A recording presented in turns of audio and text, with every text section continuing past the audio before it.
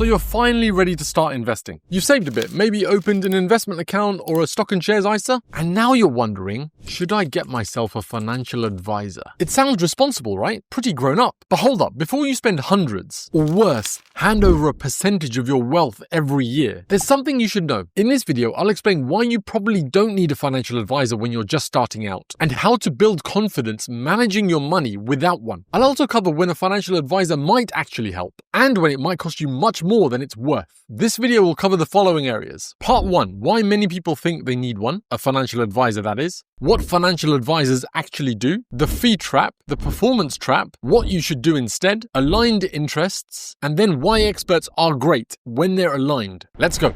Right, why many people think they need one. Here's what usually happens. You've got a bit of savings, you feel lost. Maybe someone tells you, get a financial advisor, they'll sort it all out for you. When we're unsure, the first instinct is usually to outsource it. Let me pay someone to do it for me. But that idea, it's often based on fear. Fear of doing it wrong, fear of losing money, fear of making a bad decision. And when we're scared, we try to outsource. But outsourcing your money decisions before you understand them, that's not delegation. That's abrogation, handing over control before knowing the basics. And that's risky, really risky. You want to ensure you stay in control even when you seek help. Now let's turn to what financial advisors actually do. Let me be clear, financial advisors are not all villains. There will be and are some great financial advisors out there. People who can help you with tax planning, retirement strategies, estate structuring, as well as investing, and much, much more. But here's where people get confused. They don't know what they want. You need to figure out what you want first. What do you want from a financial advisor? There's a big difference between a financial advisor, a financial coach, and a financial planner. Really? Some help with mindset, some focus on investing, some on long-term planning, and some on all of it. But don't assume every financial advisor can or should do it all. And don't just hire someone because they have a title. You need to know what kind of help you actually need. And any good financial advisor worth his or her salt is probably going to ask you, one of the first things they'll probably ask you is, what are your financial goals? What do you want out of this? What do you want me to do? What do you want me to prioritize for you? You need to know that first. And if you have a better idea of that, it will start you along the journey of understanding where to put your money in the first place, with or without a financial advisor.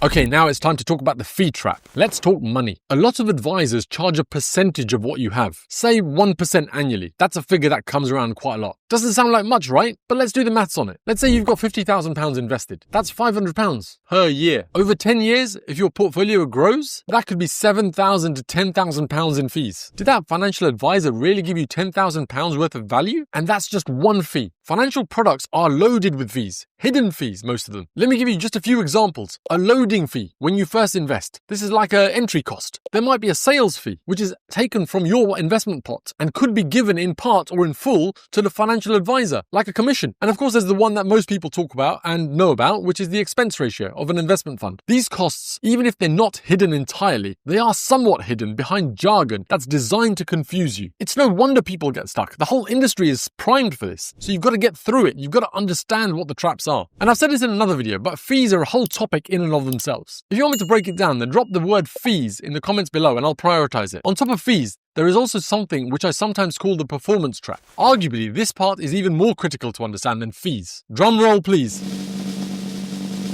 Most percentage charging advisors don't beat the general market over time, and they still get paid regardless of how well they do for you. You win, they make money. You don't move much, you coast along, they make money. You lose, they still make money. That's not a performance-based partnership. That's a let me charge you with no results guarantee. Honestly, my feel is that you don't need a financial advisor until you're operating at the multi-hundreds of thousands of pounds level. And by that point, you're likely to know so much more about money, wealth, investing, that you'll know exactly what kind of help you need and who's worth hiring to give it. In the meantime, this is what I would do and what I think you should do instead. And let's be serious, most of you watching this video, you're not managing millions. You're learning to grow what you've got, so grow it wisely. And no one's saying you have to go it alone, but you also don't have to spend money, that much of a commitment straight away either. Here's what I believe the better path is. Start by learning the basics. You could use this YouTube channel, or others, okay, there I said it, a few good books, or even prompting ChatGPT or Gemini in the right way. These are free or low-cost ways to build your foundation. Ask AI questions on jargon you don't understand. The difference between an index fund and other types. What a bond is, what an ETF is. Are all ETFs index index funds, fees, all that sort of stuff. Talk to friends, but those friends that have already invested. Ask what they did, what worked, and what they do differently. Get familiar with platforms like Vanguard or Fidelity. Play around with their tools. You could even try a small investment, see how it all works. Use all of that to build your confidence. When you know the basics, it's a lot easier to know who to trust when and if you do pay for help. Only after you've got some experience and your situation becomes more complex, maybe you're juggling a business, multiple income streams, or planning retirement, then it might make sense to bring in a professional. And let's talk about these professionals for a second. This is part 6. Aligned interest. Not every advisor has a fiduciary duty. Some advisors might have a legal requirement to understand your situation before giving advice, but that's not the same thing as being required to put your interests first. Many so-called advisors are tied to a specific number of products. They might not be comparing the whole market. They might only be selling what their company tells them to sell. And that's a massive issue. You want someone who's independent, someone who can access products from across the whole market, not someone limited to a handful of options, even if that handful is in the hundreds. You don't want someone limited to offer you the options that serve them more than they serve you. This is critical. I can't stress this enough. If you do ever end up paying for financial help, financial advice as an advisor or something else, then make sure they're fee-based wherever possible, that they have a fiduciary responsibility, and that you clearly understand what you're paying for now and what you potentially might be paying for in the future. And this goes across financial planning, implementation, and ongoing management. Sometimes paying a percentage might be okay. That's fine if it's capped, and if you've understood all the other layers of fees as well. The fund fees, the platform fees, everything. Any good financial advisor will lay out all of that for you. Let me be clear. Having experts in your corner is a good thing. It speeds up learning, it speeds up action, it speeds up your path to wealth or anything else you're looking to focus on. But just because someone is qualified or experienced, it doesn't mean they're on your side. Your goal isn't just to get advice, it's to make sure that the person giving it has no incentive to misguide you. Trust matters, but incentives matter more. So yes, work with experts. Sure, that's absolutely fine, but only when they're truly in your corner. And you'll only know that when you've taken the time to learn the basics for yourself. So, should you get a financial advisor? Maybe, but not yet. Understand your money, understand your options, understand the incentives. Then, if you do bring someone in, you'll know exactly what value looks like. Comment below, have you used an advisor?